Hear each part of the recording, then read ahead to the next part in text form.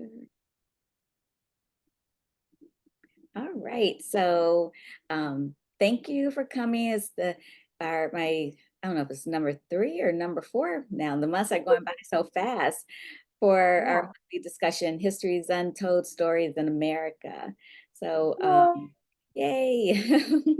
So this month I focused on, and it was based on our last call, actually, talking about the African American Black communities that were thriving, but because of racism and white supremacists, their communities were destroyed. So I wrote about Seneca Village in New York, Oscarville, Lake Lanier in Georgia, and Bruce Beach out here in California. So it was really fascinating, researching those particular towns. And we can talk about this or anything else, but what did you think, April?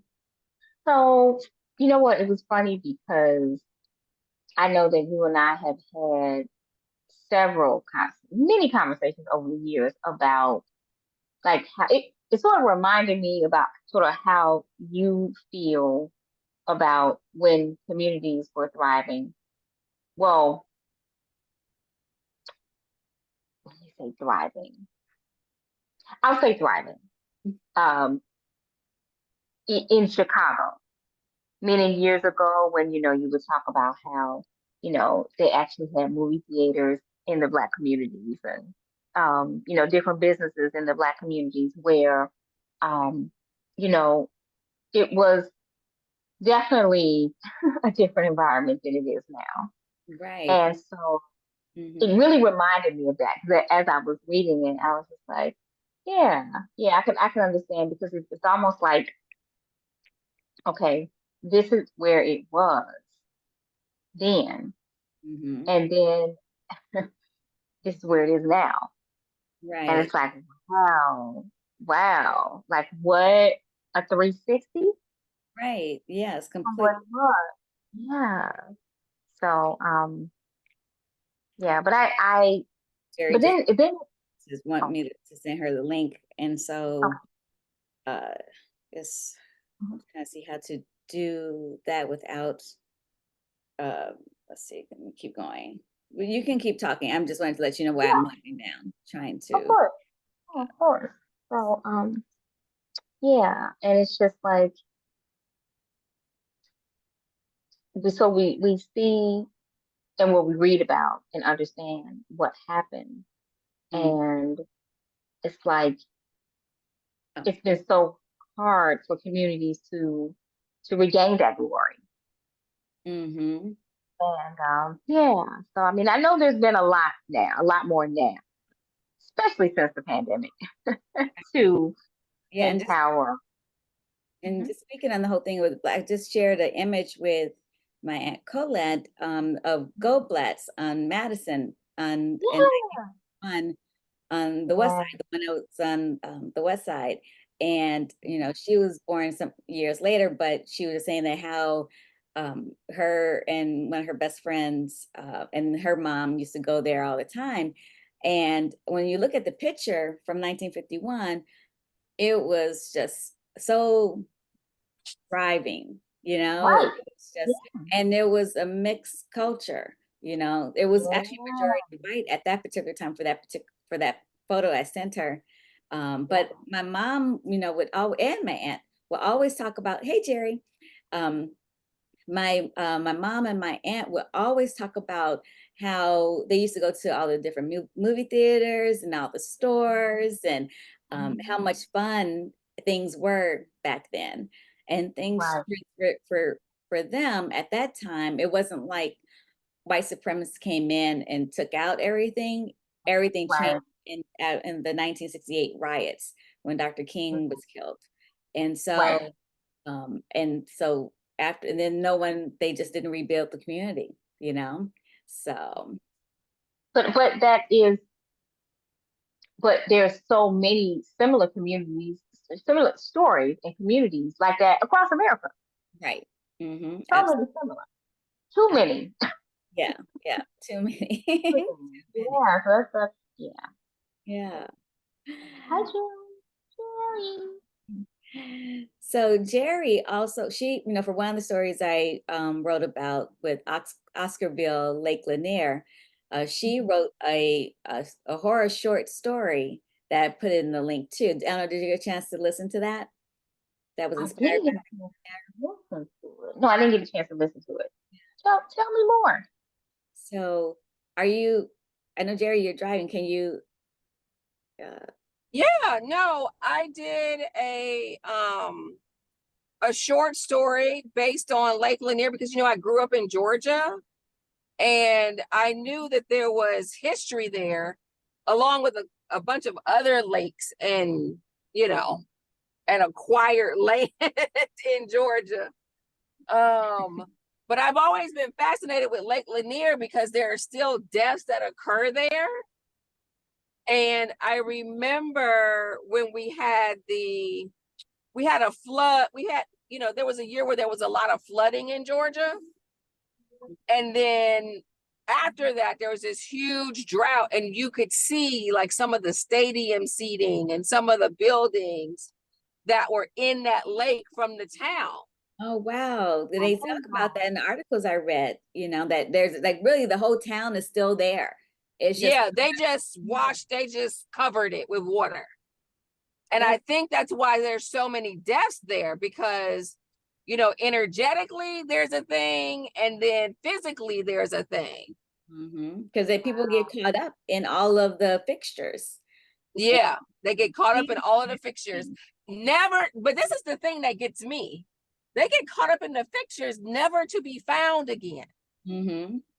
Wow. Right? So you That would gets think, oh, they went under, they got caught. I'm sure we can find the body, right?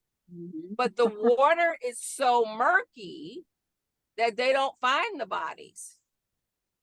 That's And, amazing. I have my own horror beliefs about what's happening down there. But yeah, I think, historically, it just has not,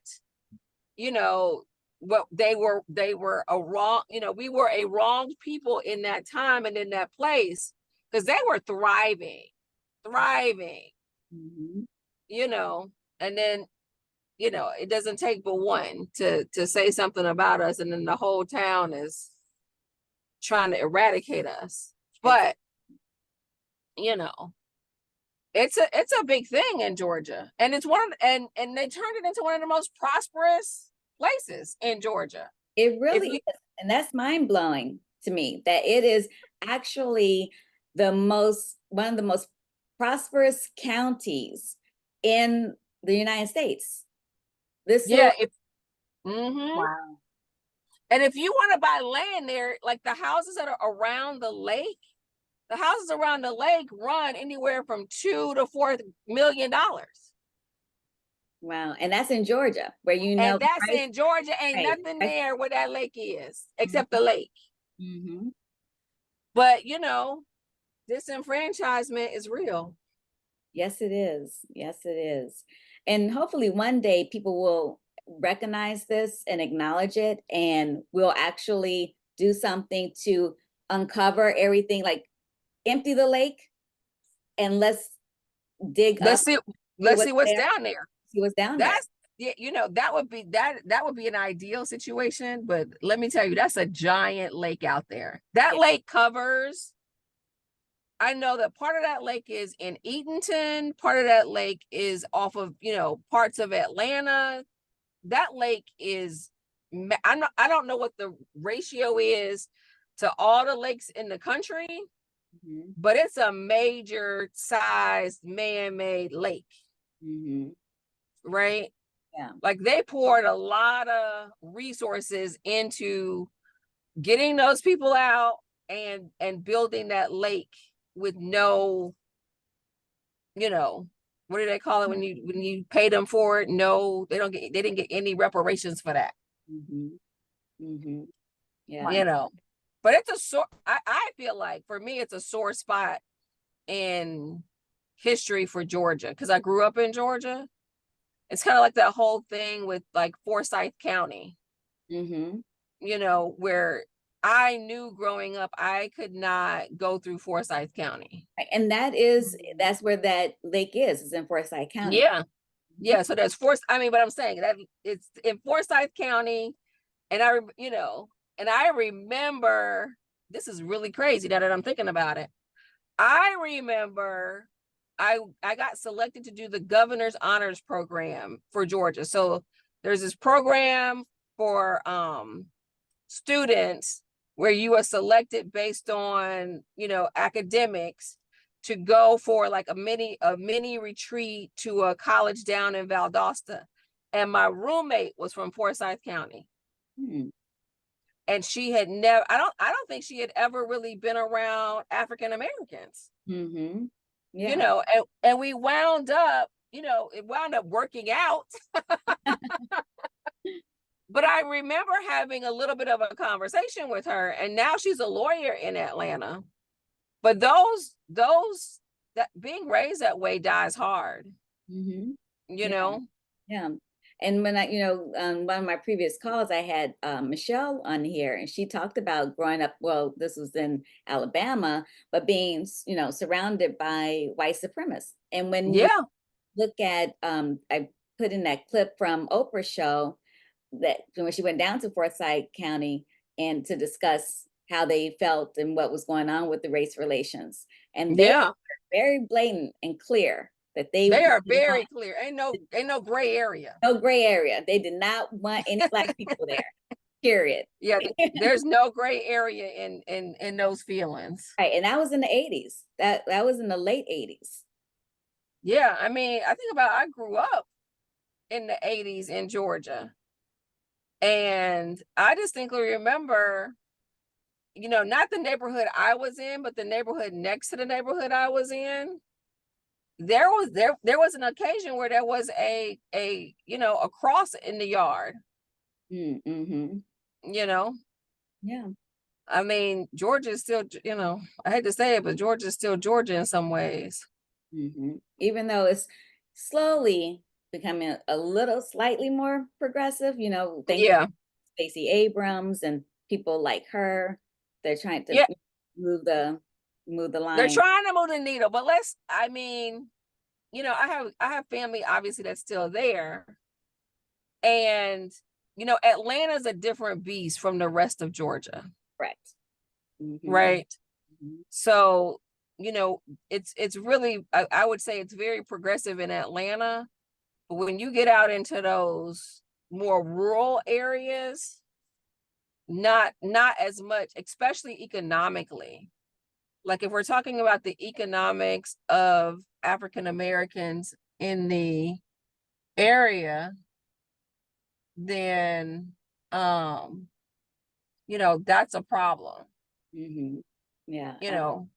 Absolutely. I think because I remember my cousin fighting for the school, fighting with the school system because, people that were on the lake had more advantages than the kids that were in the city that were predominantly African American. And how, it has affected our communities financially, economically. When I look at Bruce Beach property, which we know is very wealthy property, and here, where they turned it into a lake, but all the disenfranchisement of that, and then with Seneca Village, which ends up, being such a wealthy area, for in New York, Central Park. Yeah, exactly. And to think of if we were able to still have a part of that, what the generational wealth could occur. And not only just for those areas, but for all the many other areas that we were pushed out or killed out or moved out, So terrorized out, for sure. Yeah. Back to Lake Lanier and how everything is just buried under there. With Seneca Village, with Central Park, they actually, the archaeologists are still actively digging in certain areas of Central Park to come up with, what was used to be with there. Remains and stuff, huh? Right. And so, which is great. That is great.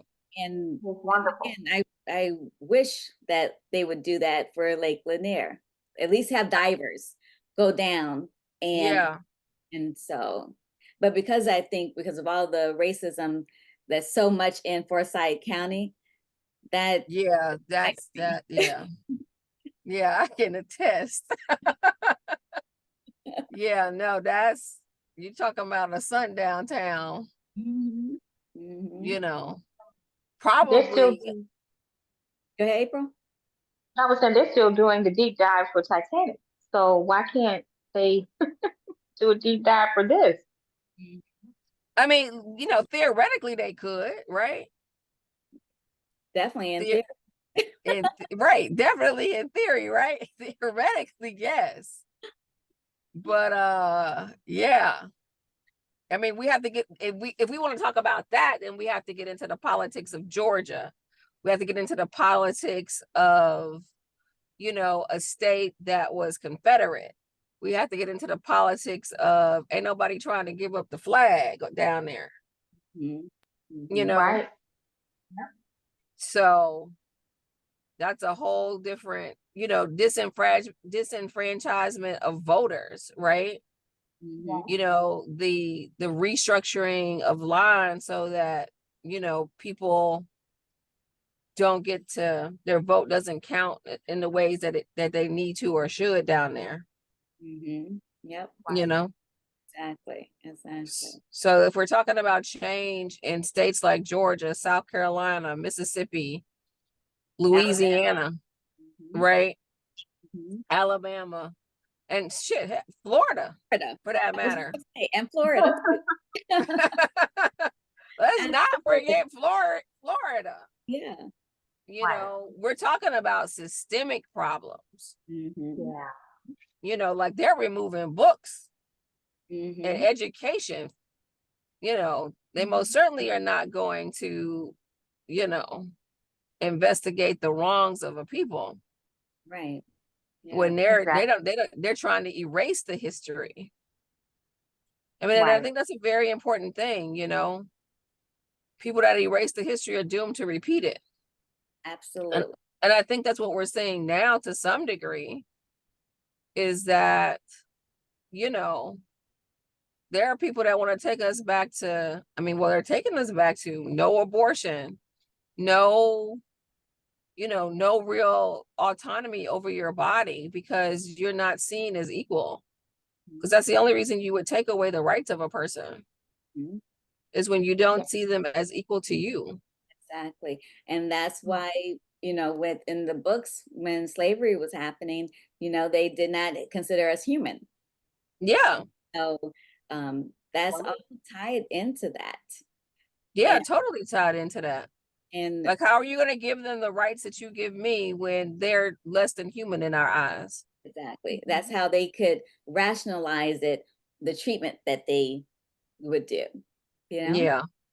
And that's one of the things I hope with this particular platform, not only to bring to attention of all the things that they either didn't talk about in history or the things that they have been erasing, trying to erase from history, and to bring it to the forefront so that we can actually see the correlation too of our past and now Yeah.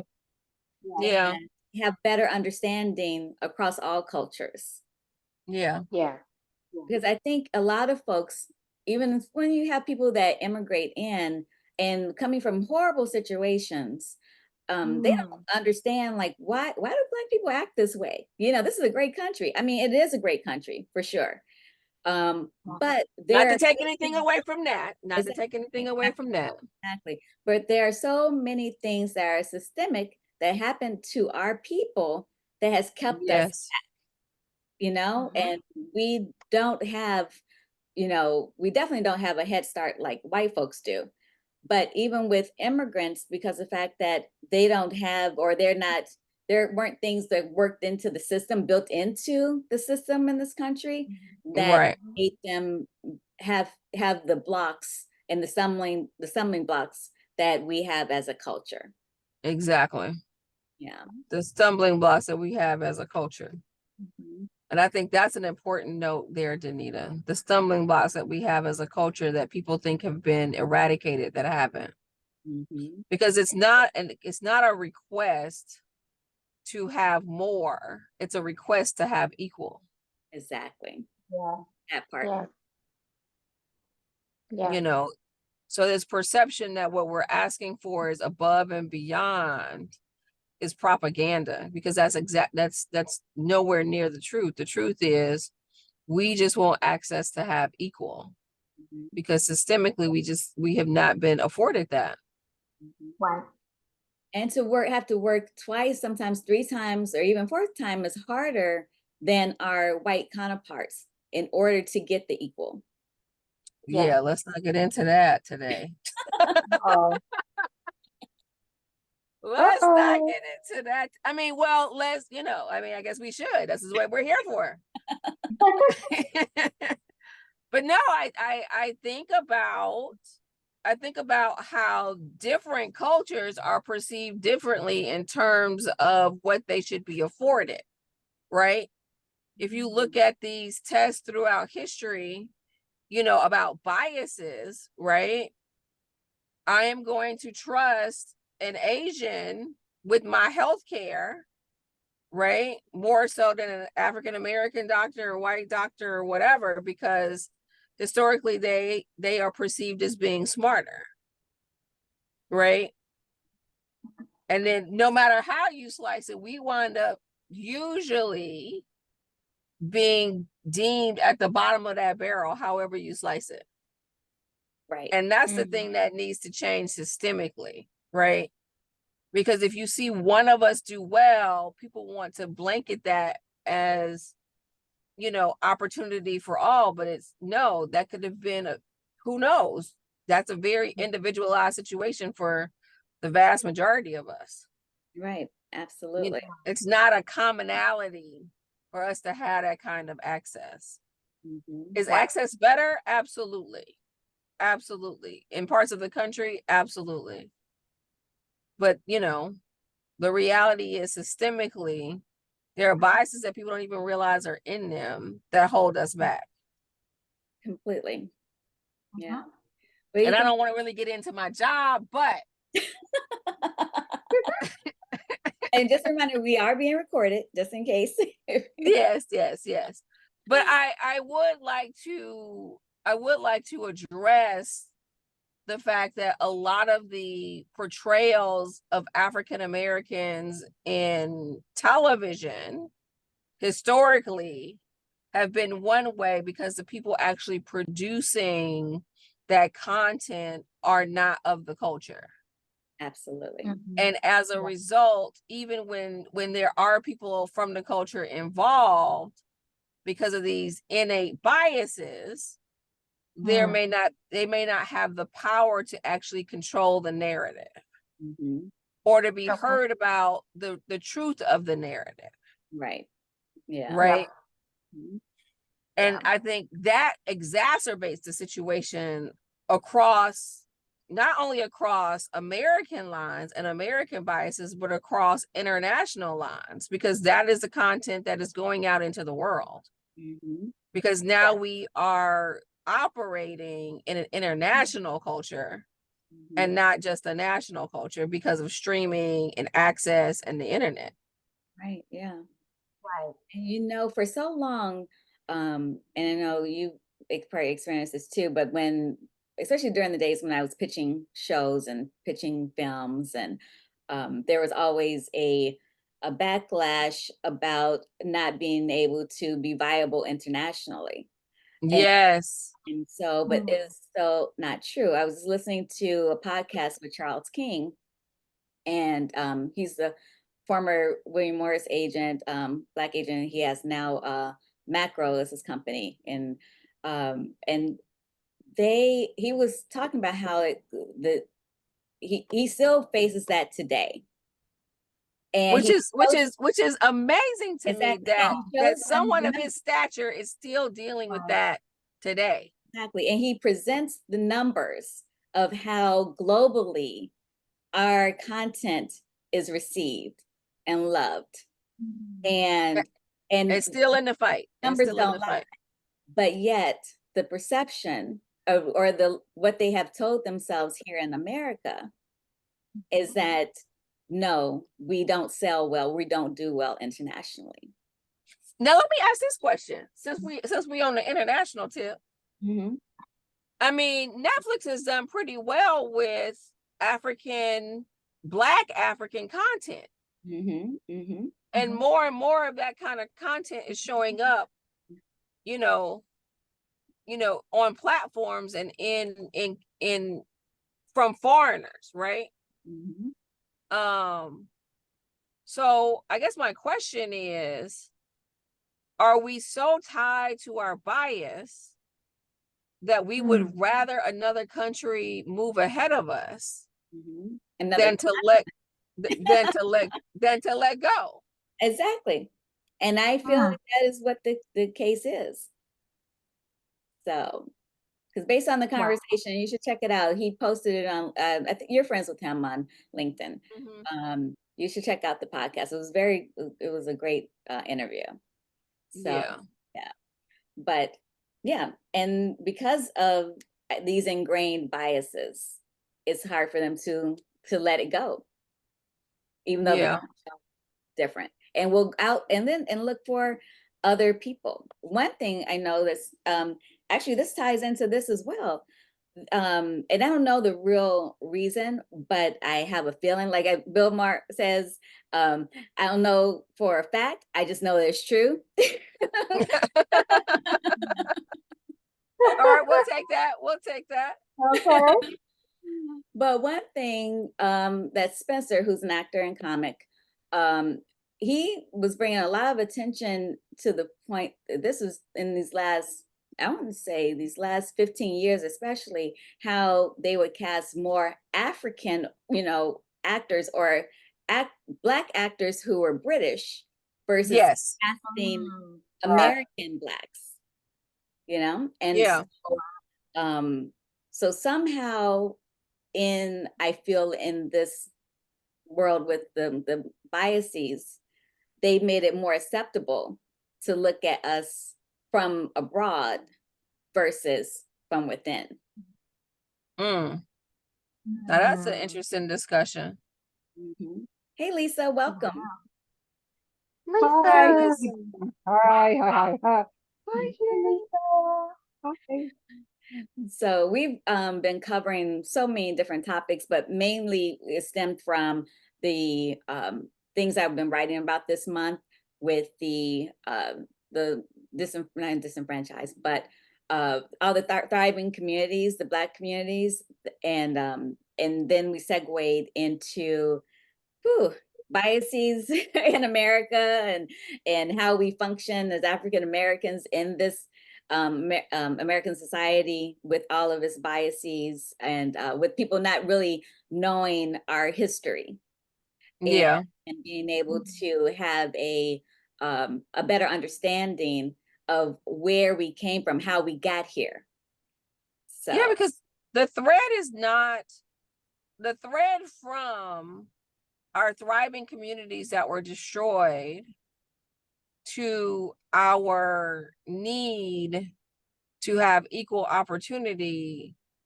The thread is thick and it is continuous.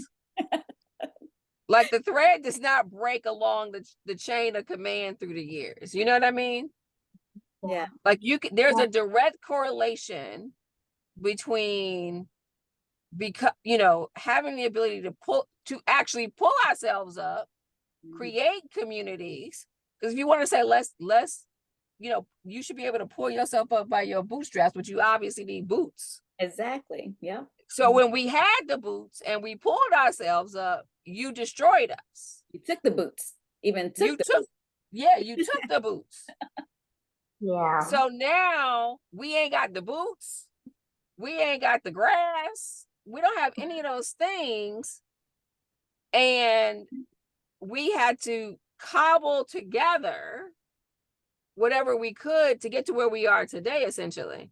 Absolutely. Because because think about it, if we lost our communities and then there were segments of us throughout the country that may have had neighborhood success, like the people over here at the beach, right? And then even when we had those little beach, those little segments of our society that were thriving, then those people were disenfranchised. Exactly. Right. Yeah. And that is not completely turned around. No, it hasn't. And then when I look at Bristol's Beach, it was property that none of the white people wanted to even deal with. But they made something out of it. Right. We And cobbled once we something together cobbled something together. Yes. and made it work. And made it work. And then they were And then like, it was taken. yeah, no, we don't like this. We really shouldn't have this. Let's take this. So, Yeah. yeah. What are your thoughts on this, April? And Lisa, please chime in. So I saw this little segment yesterday on how this teacher was like, her mission now is to make sure that teenagers now understand about 9/11. She said she was so shocked when she would understand, of course, teenagers weren't alive during 9/11. So many of them don't know much. And it was her mission, like every classroom in America, they need to know about 9/11. And I mean, she has gotten all this support from all over the world for every teenager to know about 9/11. And I was thinking to myself, well, you know, this discussion like that we're having right now, and the articles that you've been writing and all the information that you have put forth to us, this needs to be right alongside that. That information needs to be shared. I am just, learning so much from all the information that the articles that you've written, all the information that you've shared. And to me, it's just about the awareness, and that awareness will bring about that change. And I know things need to happen, of course, for the change to happen. But I mean, I am just so about the awareness. And I thought Yes. that was interesting that, she can get all the support for 9/11, but which was important. That day did change America. It definitely changed America. But there's so many days and times that we even talking about today on this call that changed America that we need to know about. For sure. For sure. For sure. With having awareness, because if you don't know, you don't know. Exactly. And especially with people trying to erase our history and not teach history anymore in schools, or even have civics classes to understand even elections better. There, you will just live in this complete bubble and really think that, oh, Black people are lazy, or Black people are this or that, and but not knowing what happened, So. Yeah. Exactly. So then I guess the question that is raised for me now that April has said this is, how do you get the masses that are content to forget about the past, embrace the past? Good question. Because you have a whole segment of society in America that would rather act like it never happened. Right. Right. Because there's this whole movement about, it's not my children's fault, so they don't need to be worried about this. But they benefit from it, from living in this culture, living in this society. Oh, absolutely. 100%. And so my question is, just like, obviously 9/11 cut across so many lines, right? And I get it. It was, well, I get it. Let me just leave it at that. But we we have all these movements for the Holocaust, for 9/11, for these wars that happen. But, you know, though this was an internal war in America, I'd say a war because, you know, people were running for their lives during slavery. Absolutely. Yeah. You know, people were sneaking out and had to have coalitions to survive. Mhm.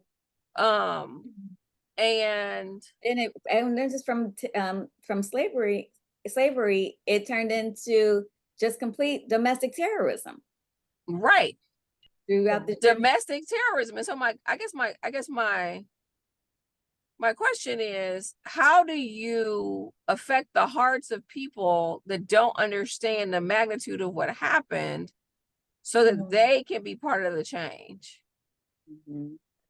Mhm.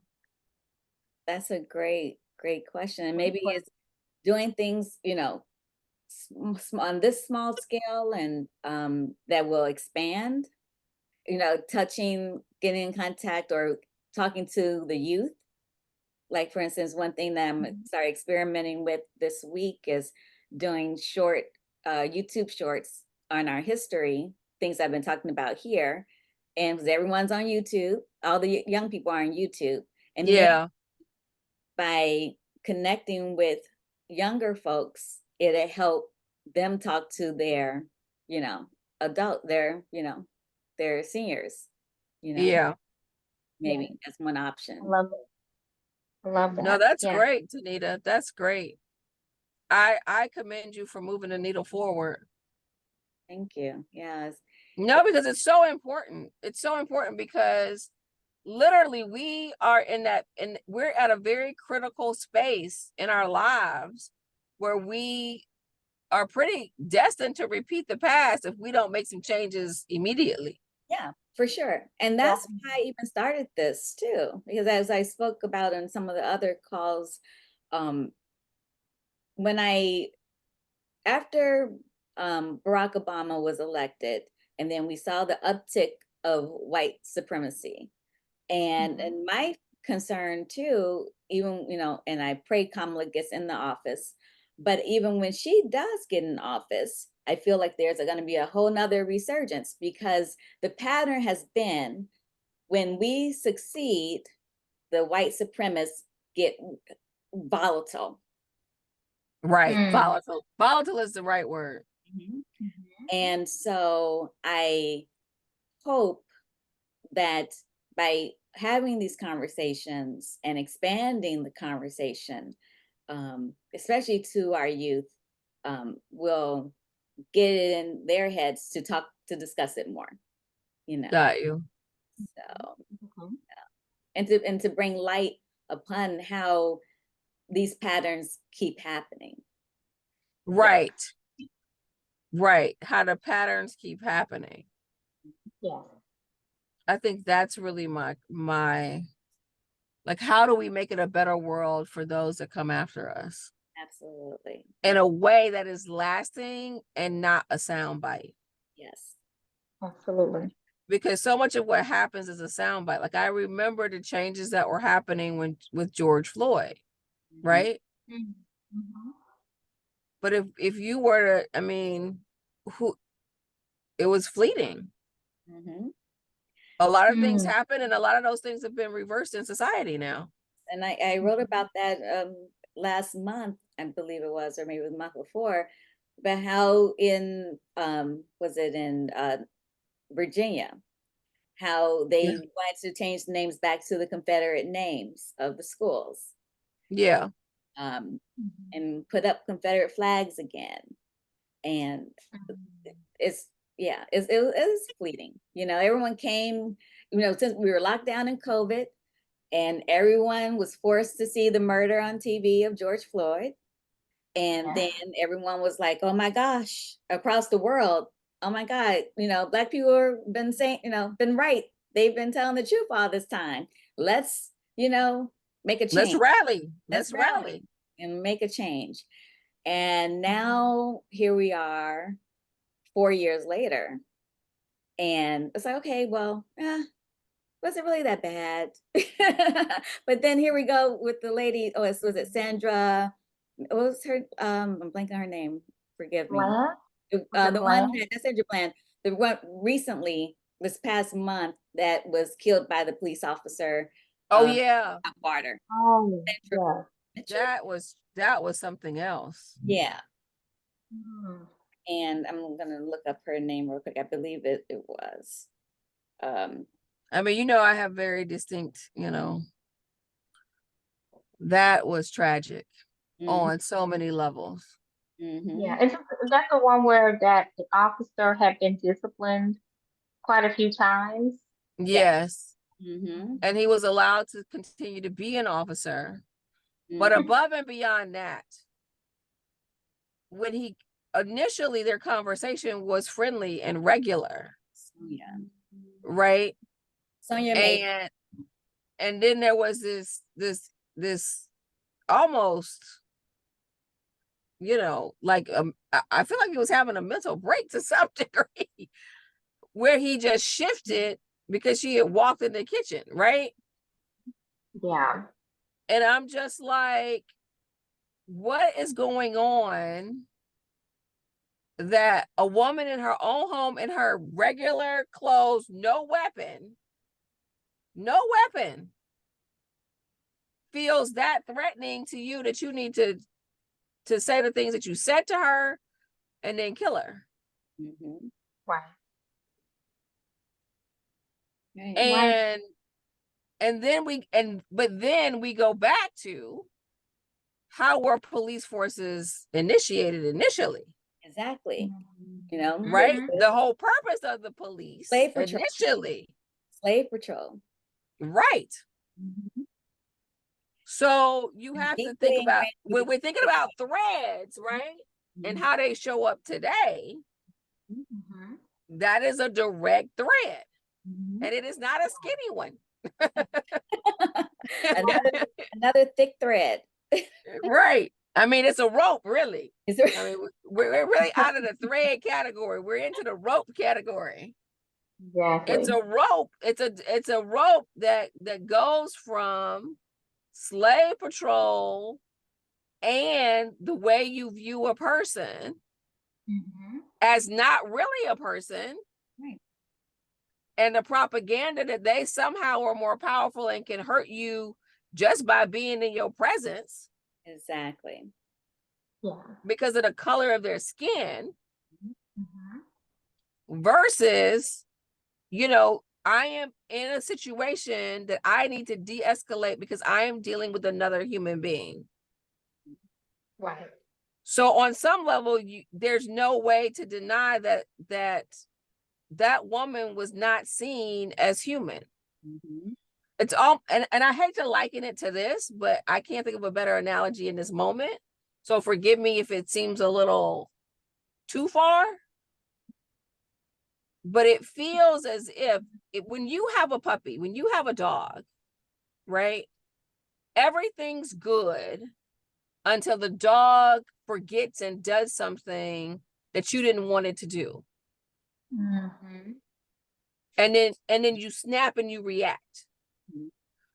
So if we're being honest about the situation, that's what's happening to us, because we have not throughout history been seen as equal.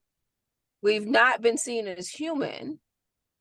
There are people that still, whether conscious or unconscious, have this feeling that we are a threat when we are not doing what they are telling us to do. Absolutely. Absolutely.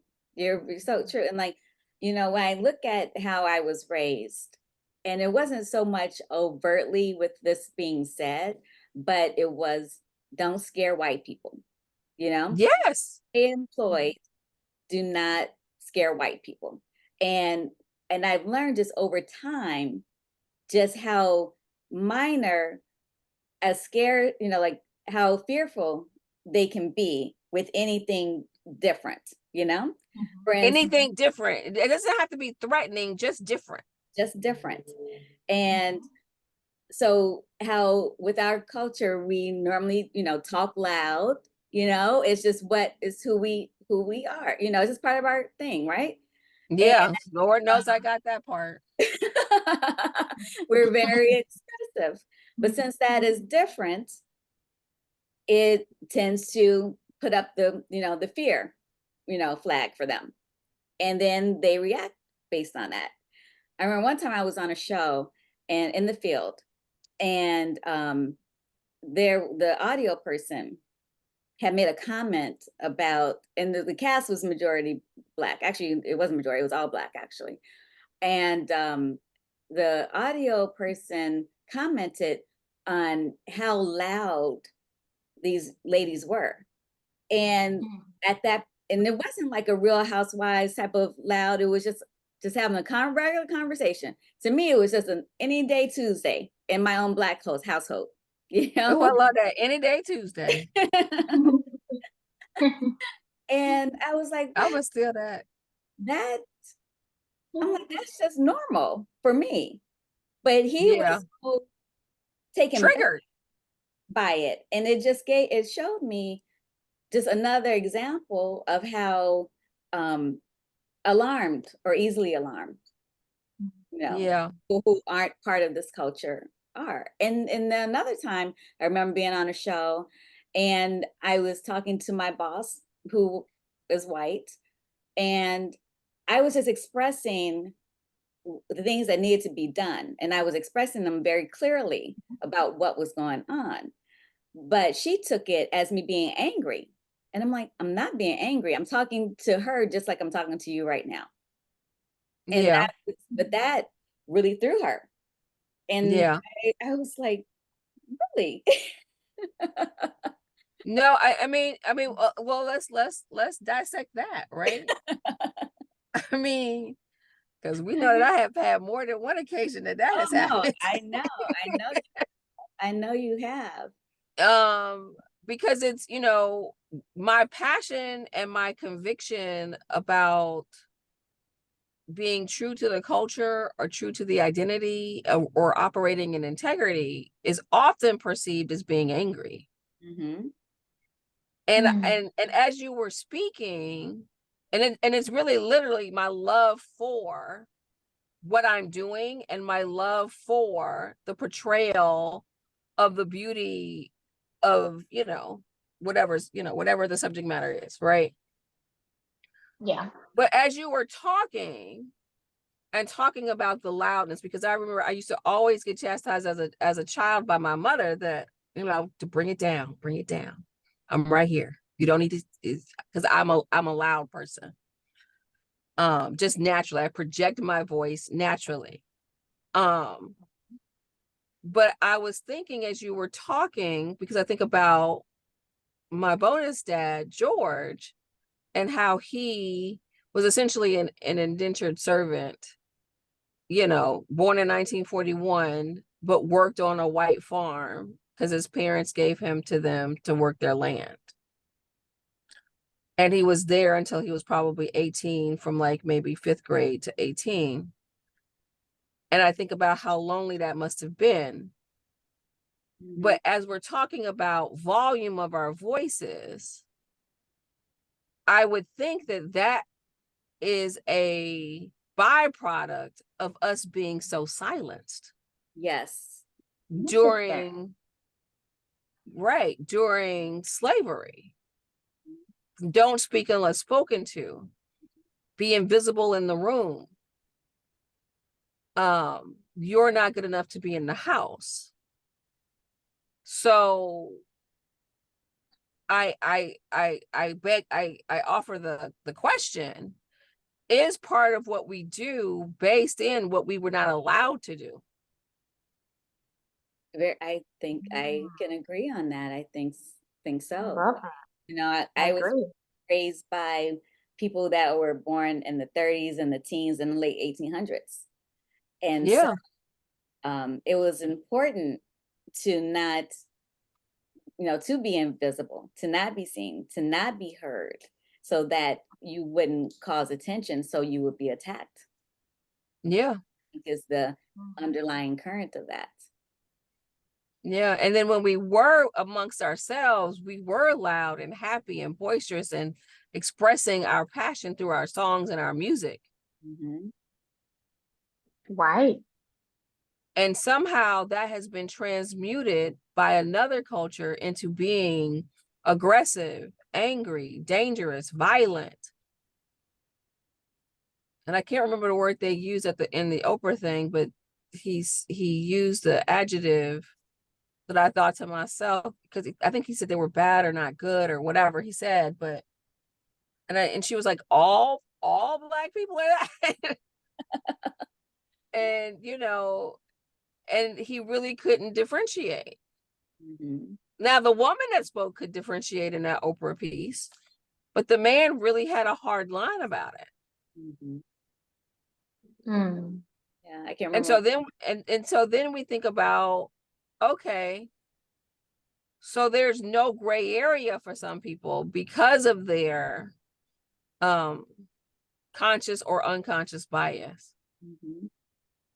that permeates into every aspect of life, really. Because people want to label racism as overt. Racism is not always overt. Mhm. Disenfranchised is not always overt. Right. Yeah. In fact, Mhm. I would venture to say the majority of it is covert. Mhm. Mhm. Yeah. Right. Yeah. But yeah, When no, you you say you covert, got me when you talked about that. When you talk about us not being able to be loud without it being perceived as uncultured, Mhm. Mm-hmm. right? Mhm. They ain't got no home training talking like that. Exactly. Yeah. Yeah. Mhm. Exactly. Lisa, you having I mean, then no, this is probably a lot. Any thoughts? Sorry, I'm gonna back off. I'm gonna be No, quiet no, for. I want to hear it all. I want to hear it all. And terrific. What all of this is just horrible. And when you said just a while back, you said, Danita, you're referring to white supremacists, but I didn't speak because I just want to hear, and I didn't want to interrupt, but it's not just, you can't say white supremacist. You have to just say it's like baked into the culture of white people, and it's at all different levels of racism. There's the white liberal who thinks they're not racist, but yet they have all these things they do or traits. It's covert is what Jerry's talking about. And then there's, of course, the aggressive, outwardly white supremacist. So it's just racist. It's awful. Yeah. And I wanted to say something, and I don't know if I can express this the best way, but when you were talking about 911 and about the Holocaust and how, that becomes a subject, but in history, all the abuse and degradation of Black people is not part of the history. I'm wondering, because I was a history major and I took an amazing, there was just one, it was the history of Black people by this incredible teacher I talked to Danita about. But my question is, white people don't want to talk about things that they have done that are obviously bad or not even obviously bad to them. So the slavery and then post-slavery slavery, I think they're not copping to that and admitting that. But when they're victims, they can admit it. So, like in 911, we were victims, but when the white people, I say we, when the white people are perpetrators, there there seems to be a huge lacking of admission on their part. So I haven't really thoroughly thought through this thought, but it seems pretty obvious that if the white person is a perpetrator, they don't want to put it down on the history books, which is everywhere. It's happening, from the beginning of America and until now. And that is a rope, and it's more of a rope than everyone wants to admit. And um, but it's not in the history books with the perpetration part. I guess that's what I'm trying to express, but I don't, I don't have necessarily all the thoughts about it. But when we're victims, oh, we can talk about it. But when we're doing something that's horrible, Because one thing, and not to interrupt you, but I know I read this quote or heard someone say this, history is written by the victors. Yes, that is so Mhm. true. Yes.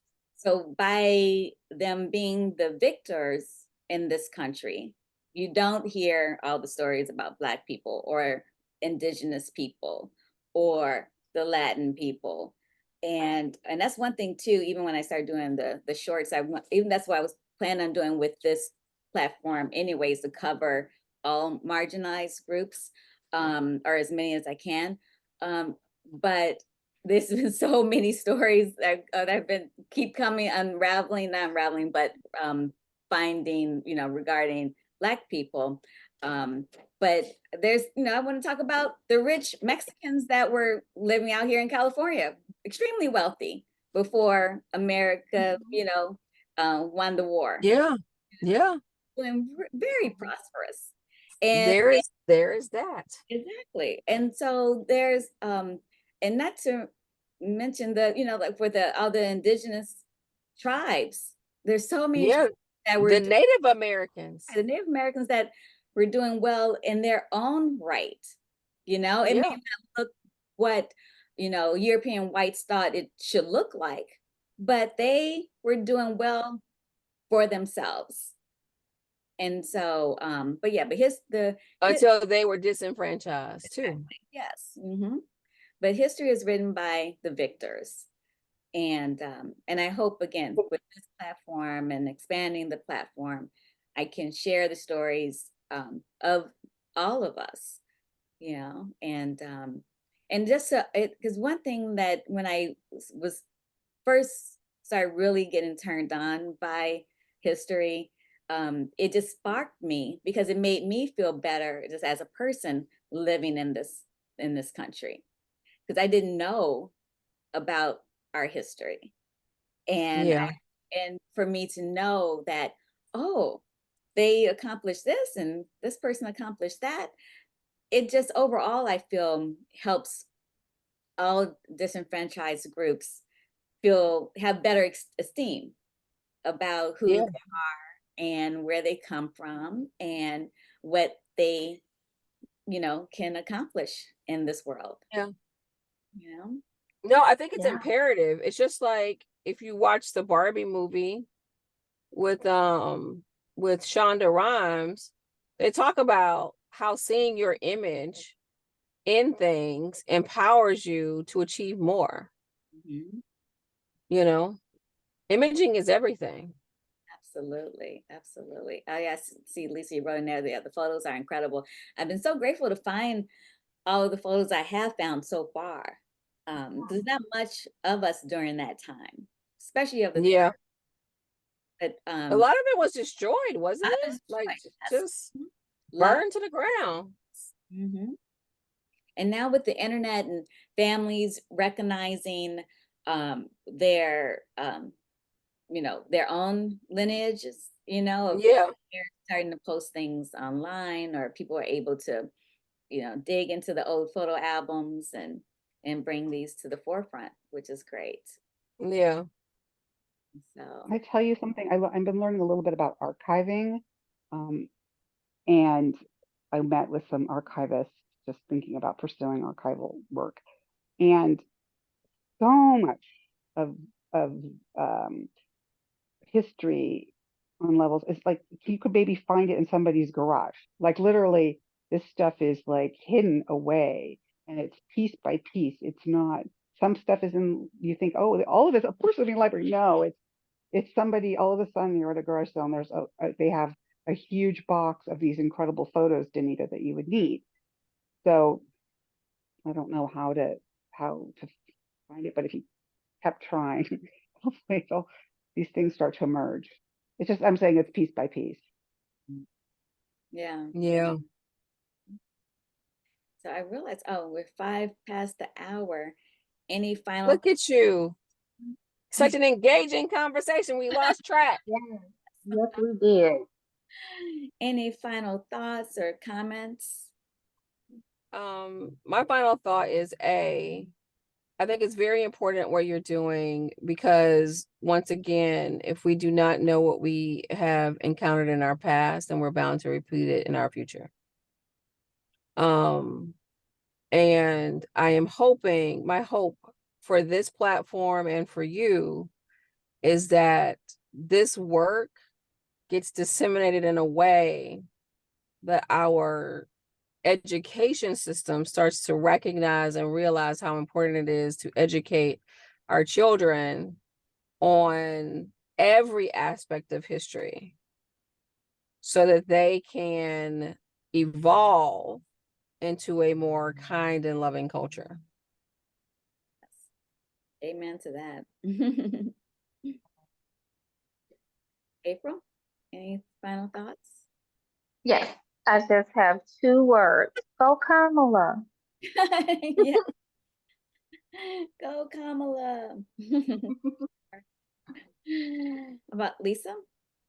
I just support what April and Jerry just said, and so behind you in any way I can be. And I hope that maybe these conversations could also become a podcast.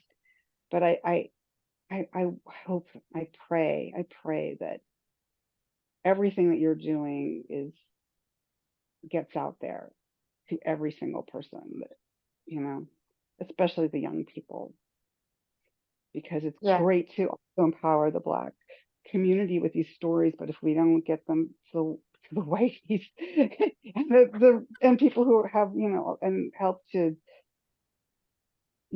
eradicate with racism, it's still going to continue.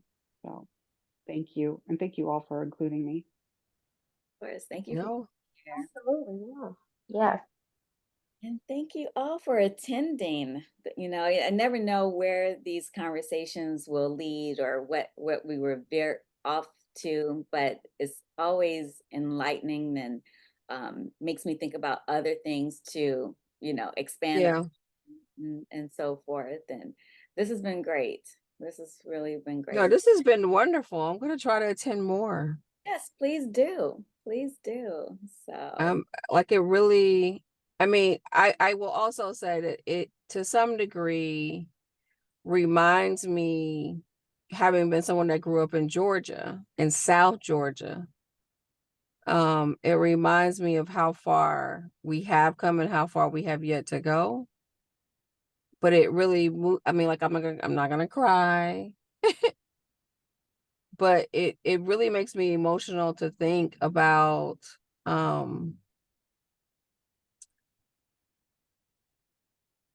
how what a great need there is for these kinds of conversations on various levels, so that people can be witnessed, heard, and validated in their lives. absolutely. Yeah. Thank you for Yes, absolutely. Yes. and Megan, who was on this call before, she, I hope I'm been recording it. Yeah, it's still recording. Good. I didn't see the button. But she mentioned something similar too about how these conversations just, are conversations that need to be had. And and even though some of these conversations are or can be uncomfortable, but Yeah, I'm hoping to create a space where we feel safe enough to be able to discuss them. yeah. Bring them to Well, the you've done that, Danita, for me today. I will say that. I'm glad to been able to do that. So Because though I'm outspoken, there are some things I try not to say. Can I say I love don't we your all? passion? We, I especially I around, love all of I love all of your passion, Danita and Jerry, and I'm just getting to know you, April. But I just think it's beautiful and sensuous and maternal and strong and powerful. And I want to encourage you guys just to speak up in your truth and your pain and your frustrations and the wins and all of that, because I want to hear it. And I think there's a huge audience for this, just because of, we say it's a conversation that's safe, but also it's so healthy, and I feel safe here too. I know I have my own ways to go, and I just think you guys are all so beautiful. Just saying that. I Oh, like passion. Thank I you, like a lot. Lisa. I like, the energy and the strength and being loud and screaming from the hilltops. I'm here. I'm going to hold space for it, and I'm listening. And you guys are all amazing women. Amazing. Thank you. You too. You thank too, you. You are Lisa. too. And on that note, I'm gonna wrap it up for this session, this discussion. And again, last Saturday of every month, holding this for all the paid subscribers. And thank you for being here. Thank you for having us. Hi.